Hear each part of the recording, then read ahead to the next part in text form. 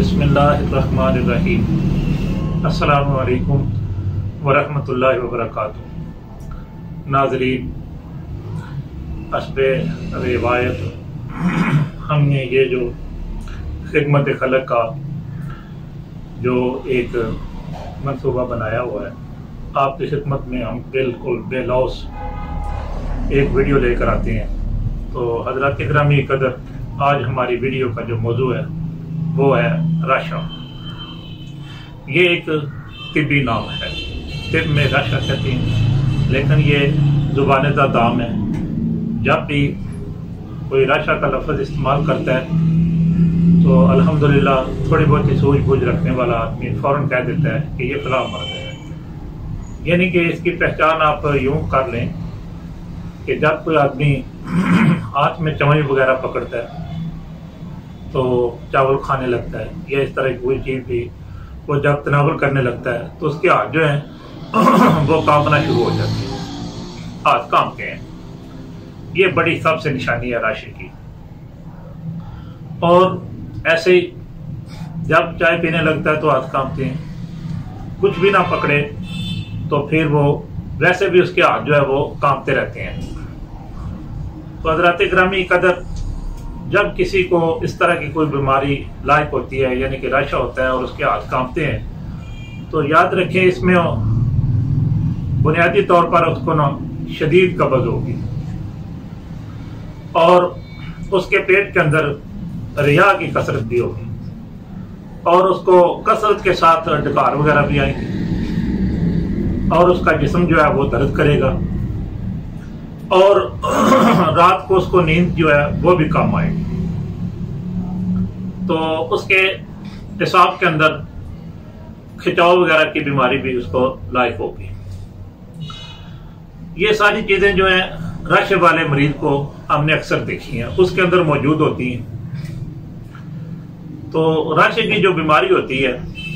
ये दो तरह से बदने इंसान को लायक होती है।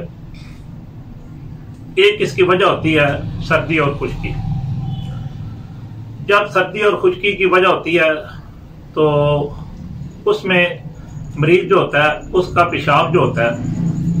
वो सुर्ख और सफेदी माइल होता है और उसकी जब हम नब्ज़ देखते हैं तो उसकी नब्ज़ जो होती है वो मुशर्रफ होती है, मोटी होती है और तीसरी उंगल तक होती है। ये तो सर्दी और खुश्की की वजह से, यानी उजलाती और असाब के वजह से, उजलात और असाब की वजह से ये बीमारी जो है वो मरीज को अपने घेरे में ले लेती है। इसी तरह एक दूसरी वजह है कि उजलाती गुद्दी, यानी जिसको कहते हैं खुश्की और गर्मी, इसकी वजह से भी मरीज को ये बीमारी जो है वो अक्सर लायक हो जाया करती है। तो इसमें जब हम नब्ज़ देखते हैं मरीज की तो उसकी नब्ज़ जो होती है वो मुशर्रफी होती है और मोटी भी होती है, फोर होती है, लेकिन चौथी उंगल से आगे उसके स्ट्रोक जो है वो जारी होती है, यानी शिद्दत के साथ उसकी नब्ज़ जो होती है वो हमें मिलती है। और ऐसे मरीज का जब हम करूरा वगैरह चेक करते हैं तो वो सुर्ख जर्दी माइल होता है। तो जब आप इसमें कैसे मतलब इलाज करेंगे, सबसे पहले बात तो ये है कि आपने दोनों चीज़ों के अंदर फ़र्क कर लेना है कि ये मर्ज जो है आया सर्दी और खुश्की की वजह से लायक हुई है या अलबत्ता खुश्की और गर्मी की वजह से लायक हुई है। अगर ये मर्ज सर्दी और खुश्की की वजह से लायक हुई है, यानी कि उजलाती असाबी की तहरीक की वजह से ये मर्ज जो है वो लायक हुई है, तो फिर आपने गुद्दी और उजलाती इलाज करना है। यानी आपने अजवैन लेनी है 1 तोला, राई लेनी है 1 तोला, तेजपात लेना है 1 तोला और गंध कामला सार आपने 3 तोले लेकर अच्छी तरह साफ करके इनका पाउडर बनाकर तो अपने मरीज को सुबह व दोपहर शाम आपने इस्तेमाल करवाना है। लेकिन इसके बरक्स अगर ये मर्ज उजलाती गुद्दी तहरीक की वजह से हुई है, यानी कि खुश्की और गर्मी की वजह से हुई है, तो फिर आपने जो मरीज का इलाज करना है वो गुद्दी असाबी इलाज करना है। यानी कि फिर आपने 5 नंबर जो है उसके ऊपर मरीज को लेकर आना है। تو اس میں آپ نے کیا کرنا ہے؟ تو عزیزان گرامی قدر، اس میں آپ نے 5 تولہ سونڈ لینی ہے اور 2 تولہ آپ نے نشادر ٹھیکری لینا ہے اور 1 تولہ آپ نے کالی مرچ لینی ہے اور 8 تولہ آپ نے سنا مکی لے لینی ہے اچھی والی اور 1 تولہ آپ نے ریون دا سارا لے لینا ہے۔ اس کو اچھی طرح آپ نے جو ہے وہ صاف کرنا ہے اور اس کے بعد پھر آپ اس کا پاؤڈر بنا لیں تو یہ آپ کا غدی اعصابی مسل بن جائے گا۔